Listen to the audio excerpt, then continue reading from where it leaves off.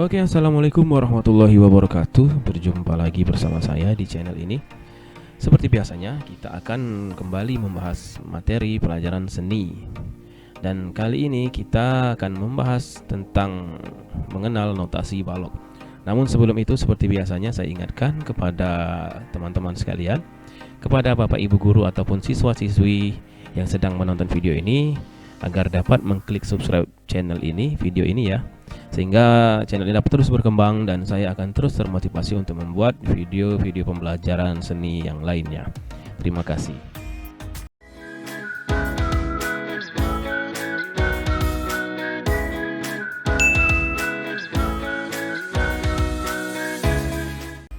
Materi kita kali ini adalah mengenal notasi balok. Apa itu notasi balok? Not balok adalah sistem penulisan lagu dengan menggunakan simbol, atau bisa disebut sebagai tulisan musik yang berupa simbol. Simbol-simbol tersebut meliputi not, staff, clef. Jadi ada 3. Sebetulnya selain 3 komponen tadi, ada hal-hal yang lain yang mesti kita pahami. Namun pada video kali ini kita hanya akan membahas materinya tentang not, staff, dan clef. Silakan disimak ya video ini sampai habis. Bagaimana cara membaca not balok?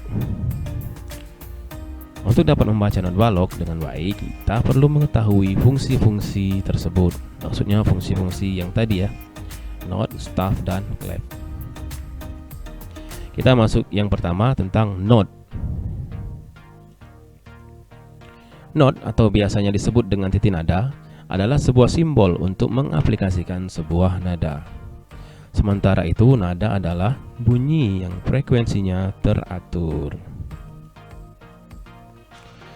Ada 7 nada natural yang wajib kita ketahui, yaitu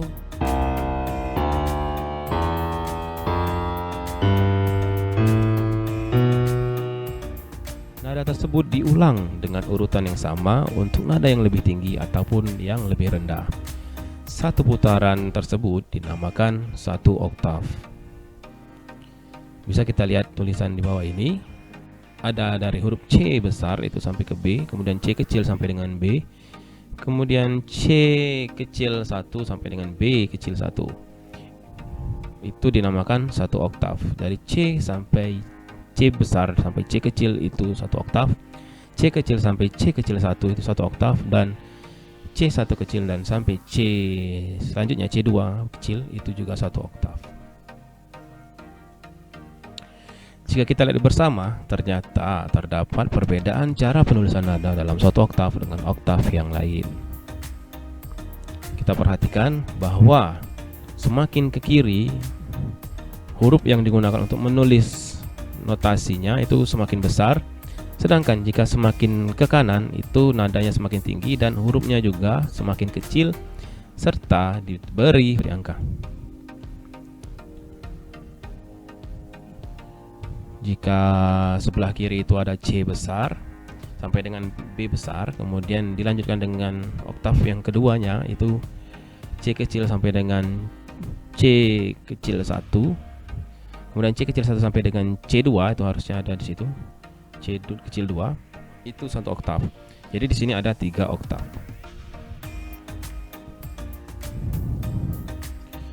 Lalu lihatlah tabel berikut ini.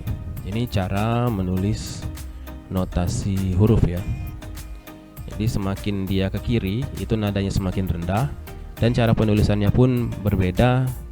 Dengan hurufnya itu diberi tanda dikasih angka 2, sedangkan hurufnya juga huruf kapital yang besar itu disebut dengan A sub kontra, kemudian A kontra, A besar, A kecil 1, A kecil 2, A kecil 3, A kecil 4, dan A kecil 5. Semakin ke kiri dia semakin rendah, hurufnya pun besar, kemudian angkanya juga makin besar. Kemudian semakin ke kanan itu nadanya makin tinggi dan hurufnya kecil, lalu ditambah dengan angka yang semakin membesar. Begitulah cara menulis notasi huruf. Lalu selanjutnya bentuk not. Not terdiri dari 3 komponen, yaitu kepala not, tangkai, dan bendera. Kepala not, tangkai, dan bendera. Namun tidak semua not memiliki bagian tersebut. Lihat gambar not berikut ini. Di sini ada 1 2 3 4 5 6. Ada 6 simbol not ya. Itu yang pertama itu gambar bulat, itu simbolnya bulat.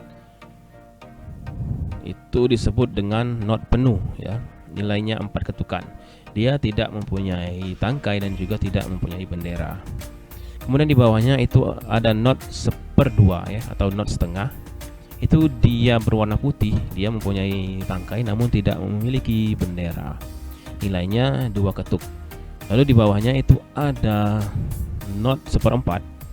Itu dia berwarna hitam. Lalu dia mempunyai tangkai tapi tidak punya bendera. Dan nilainya 1 ketuk. Lalu seperti selanjutnya itu di bawahnya juga itu ada bendera 1, di bawahnya lagi ada bendera 2, di bawahnya lagi ada bendera 3. Untuk nadanya juga, maksudnya nilainya itu juga dibagi lagi. Ada yang setengah ketuk, ada yang 1/4 ketuk, dan ada yang 1/8 ketuk. Jadi tidak semua not itu mempunyai tangkai dan bendera, tergantung dengan nilai ketukannya. Selanjutnya, ya kita lihat lagi, pada not penuh tidak memiliki tangkai dan bendera, sedangkan not setengah dan not 1/4 tidak memiliki bendera.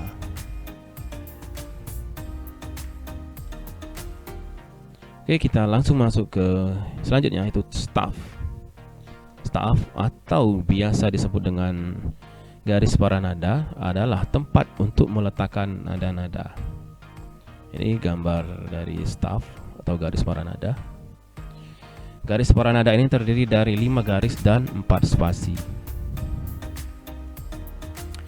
Penulisan not pada staff tergantung dengan tinggi rendahnya nada. Semakin tinggi nada, maka ditulis semakin ke atas. Begitu pula sebaliknya, jika nada semakin rendah, maka ditulis juga semakin ke bawah. Ini bisa kita lihat. Jika nadanya semakin tinggi, cara penulisannya juga semakin tinggi, semakin ke atas maksudnya. Jika nadanya rendah, maka penulisan juga semakin rendah. Itu untuk penulisan di staff. Kemudian ada kalanya kita harus menuliskan not di luar garis para nada. Garis tersebut dinamakan ledger line. Semakin tinggi atau semakin rendah nada, semakin banyak garis bantu yang digunakan. Ini maksudnya. Ini ledger line. Dia tidak termasuk ke dalam garis para nada. Ini dia adalah garis bantu atau disebut dengan garis ledger line. Semakin rendah maka semakin banyak garisnya. Semakin tinggi juga semakin banyak garisnya juga. Garis bantu maksudnya. Oke, lanjut. Berikutnya clef. Clef ini ada 3. Clef adalah tanda yang menunjukkan letak not atau titik nada tertentu. Perlu diperhatikan bahwa clef adalah tanda yang menunjukkan letak not atau titik nada tertentu. Clef atau kunci berbeda dengan akord atau chord yang sering kita lihat pada lagu, adalah menggunakan akord atau chord ya. Sedangkan clef atau kunci digunakan untuk menunjukkan nada tertentu. Maksudnya seperti ini. Jika biasanya di lagu itu ada kunci C, F, G, misalnya ada A minor, ada D minor, ada E minor, ya itu adalah chord atau akord. Sedangkan clef atau kunci itu berbeda dengan itu tadi. Kalau chord atau akord itu perpaduan 2 nada atau lebih ya, yang dimainkan secara bersama atau bisa disebut juga dengan harmoni. Sedangkan clef adalah tanda untuk menunjukkan letak not atau titik nada tertentu. Ada 3 clef atau kunci yang digunakan dalam notasi balok. Kunci G itu kunci F, lalu kunci C. Nih, masuk ke jenis-jenis kunci atau clef.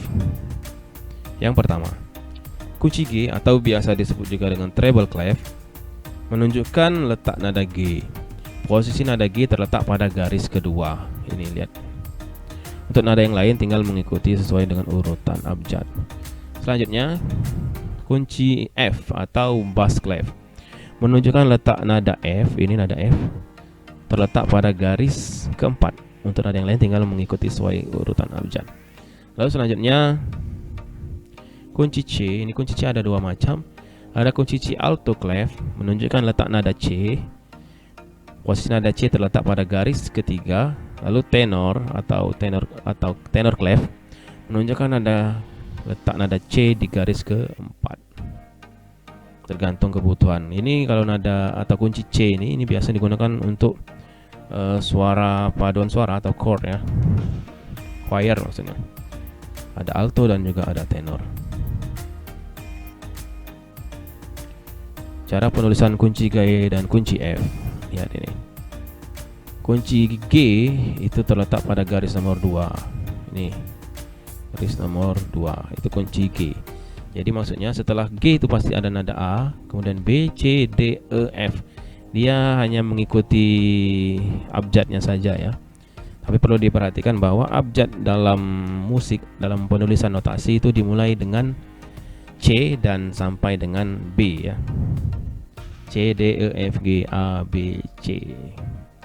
Begitu juga dengan kunci F. Kunci F itu terletak pada garis keempat. Ini kunci F. Kemudian untuk selanjutnya tinggal mengikuti abjad saja. Lanjut lagi. Penulisan kunci C alto clef atau dan tenor clef. Ini lihat di sini ada alto clef. Ini posisinya di garis nomor 3. Setiap di garis nomor 3 ini pasti nadanya C ya. C alto. Kemudian untuk di bawahnya ini ada tenor clef. Lihat lagi. Posisi nada C untuk alto clef ini ada di garis nomor 3. Sedangkan untuk tenor clef ini posisinya ada di garis nomor 4. Setiap not di garis nomor 4 ini pasti nadanya C. Nah, itu. Semoga mudah dipahami ya. Baiklah, terima kasih. Mungkin ini saja pembahasan tentang not balok.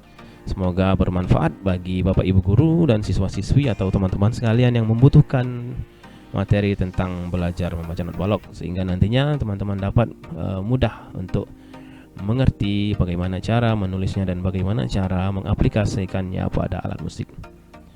Sampai jumpa di video selanjutnya. Terima kasih. Wassalamualaikum warahmatullahi wabarakatuh.